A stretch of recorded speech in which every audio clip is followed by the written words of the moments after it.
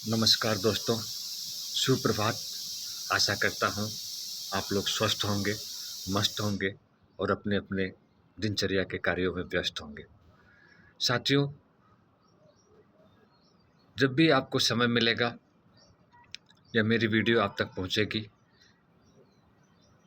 तो आपको सुप्रभात, नमस्कार। साथियों, आज की जो मेरी वीडियो है ये मेरी माताजी के आदेश पे बच्चों के लिए बनाया गया है, क्योंकि आजकल जो बच्चे हैं वो तनावग्रस्त होते जा रहे हैं और उनकी दिनचर्या कुछ ठीक नहीं लग रही है। क्योंकि हम लोग भी किसी टाइम में बच्चे थे तो हम लोगों के पास बहुत सारे साधन तो नहीं थे, जैसे आज के युग में मोबाइल और टीवी इंटरनेट हो गया है। तो उस समय हम लोगों की जो दिनचर्या होती थी वो सुबह की अपने अपने ढंग से मेहनत करके, खेतों में काम करके, ठंडी के सीजन में हम लोग गेहूं के खेत में बोने के लिए या कुदाल लेकर के अपने खेत में पहुंच जाते थे। जिनके घर पे गाय भैंस थी वो अपने गाय भैंस के चारे के लिए निकल जाते थे। जो लोग व्यवसाय वर्ग के थे वो लोग अपने खेत में चले जाते थे या अपने माता पिताजी के कामों में हाथ बटाते थे।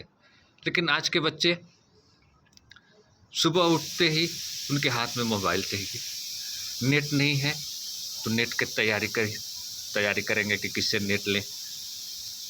रिचार्ज कराने की चिंता, जितने बच्चे हैं उतने मोबाइल। तो मैं बताना चाहूँगा आज के बच्चों से, बच्चों आप सब कुछ करिए, आपको कोई नहीं बोलेगा, लेकिन आप उतना ही मोबाइल का इस्तेमाल करिए जितना आपके लिए हितकर हो, लाभकारी हो। क्योंकि मैंने बहुत सारे ऐसे बच्चों को देखा है जो मोबाइल की लत की वजह से बिगड़ गए हैं। यह एक नशा है और वो नशा शराब, गुटखा, बीड़ी, सिगरेट से भी ज़्यादा खतरनाक है। ये नशा बच्चों के साथ साथ बड़ों को भी लग गई है। बड़े भी अगर एक दिन मोबाइल ना देखें, एक दिन उनसे मोबाइल दूर हो जाए तो वो भी पूरा दिन भर खोए खोए से लगते हैं। जिस दिन आप लोगों का मोबाइल बिगड़ जाता होगा, रिपेयर के लिए दुकान में चला जाता होगा, उस दिन को आप याद करके सोचिए कि कैसा होगा। 2 दिन, 3 दिन, 4 दिन मोबाइल आपके हाथ में ना रहे तो आपको कैसा लगेगा। मेरा कहने का मतलब ये है, बच्चों, आपके माँ बाप आपके लिए भगवान हैं। वो जैसा सिखाएंगे आपको अच्छा ही सिखाएंगे, जो भी बताएंगे आपको अच्छा बताएंगे। आपके लिए वो लोग कितना मेहनत करते हैं आप खुद देख रहे हैं, उस चीज़ को समझ रहे हैं। जो बच्चे बड़े हो रहे हैं उनको पता है कि धन कैसे कमाया जाता है। उस धन को कमाने के लिए हमारे पिताजी कितना मेहनत किए हैं और अभी वर्तमान समय में भी मेहनत कर रहे हैं। कितने बजे सो के उठते हैं, कितने बजे ड्यूटी जाते हैं, ड्यूटी पर कितने लोगों का बात सुनते हैं। कभी कभी डांट भी सुनना पड़ता है, कभी कभी शाबाशी भी मिलती है। इन सब परिस्थितियों से गुजरने के बाद शाम को एक दिहाड़ी उनकी पूरी होती है। फिर 30 दिन दिहाड़ी करने के बाद एक दिन उनको सैलरी मिलती है। उसी सैलरी से फिर 30 दिन तक आप लोगों का घर चलाना होता है। तो धन बहुत मुश्किल से कमाया जाता है, आसानी से नहीं मिलता है। इसलिए हमें चाहिए कि उस धन का हम सदुपयोग करें। हमें उसको व्यर्थ के कामों में न खर्च करके अपने सदुपयोग पर लगाएं और हम कुछ ऐसा कर्म करें जिससे हमारा, हमारे परिवार का, हमारे माता पिता का, हमारे गांव का नाम हो क्षेत्र में। क्योंकि हमारे बुजुर्ग लोग कहते थे, या तो डरे नहीं तो लाजे। मनुष्य के अंदर या तो डर हो नहीं तो लाज हो। वही चीज़ बच्चों के अंदर डर रहेगा माता पिता का, समाज का, तो आप गलत आचरण नहीं करेंगे।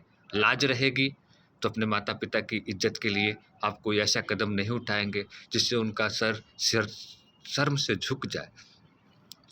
हमें अच्छी अच्छी किताबें पढ़नी चाहिए, अच्छे अच्छे कंटेंट देखना चाहिए अगर मोबाइल भी देख रहे हैं तो, जिससे हमें कुछ सीख मिले, जिससे हमें जीवन में कहीं न कहीं उसकी उपयोगिता हो।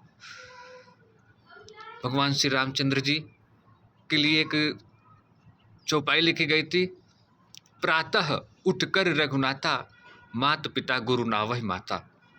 माता पिता जी और गुरु जी का सम्मान करना चाहिए। हमें सबसे पहले सो के उठकर माता पिता का आशीर्वाद लेना चाहिए, क्योंकि माता पिता गुरु के समान हैं और गुरु कभी हमारा अहित नहीं चाहते हैं, माता पिता भी कभी हमारा अहित नहीं चाहते हैं। क्योंकि किसी ने बहुत ही सुंदर एक दोहा लिखा है कवि ने, गुरु कुम्हार सिख कुंभ है, गड़ि गड़ि काढ़े कोड़, अंतर हाथ सहार दई, बाहर बाढ़े चोट। अगर आपके माता पिता आपको कभी मारते हैं तो उस पर आप बुरा मत मारिए, क्योंकि आप कभी मौका मिलेगा तो जा कर के देखिएगा, जो कुम्हार बर्तन बनाते हैं तो उस बर्तन को, जो गोल वाले बर्तन होते हैं, सबको चोट लगती है। चोट इसलिए लगती है कि वो सुंदर हो, उसका आकार बने। कभी कभी माता पिता भी हमें चोट पहुंचाते हैं या डांटते हैं या मारते हैं तो हमारे भले के लिए ही मारते हैं। उस चीज़ को बुरा मान करके आप आत्महत्या और घर से भागने वाली स्थिति ना पैदा करिए, क्योंकि इससे आपको भी कष्ट होगा, आपके माता पिता को भी कष्ट होगा, और जो आपको जीवन दिया है उस प्रभु को भी कष्ट होगा।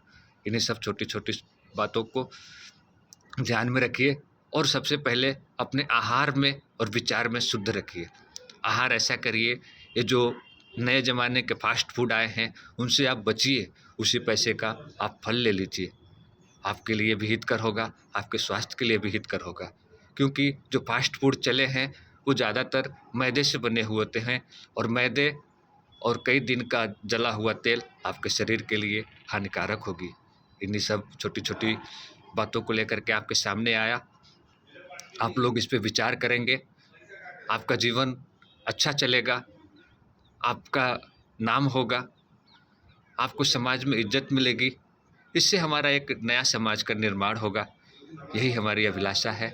आप सभी को आशीर्वाद, बड़ों को नमस्कार, सुबह की राम राम, जय श्री कृष्णा, राधे राधे।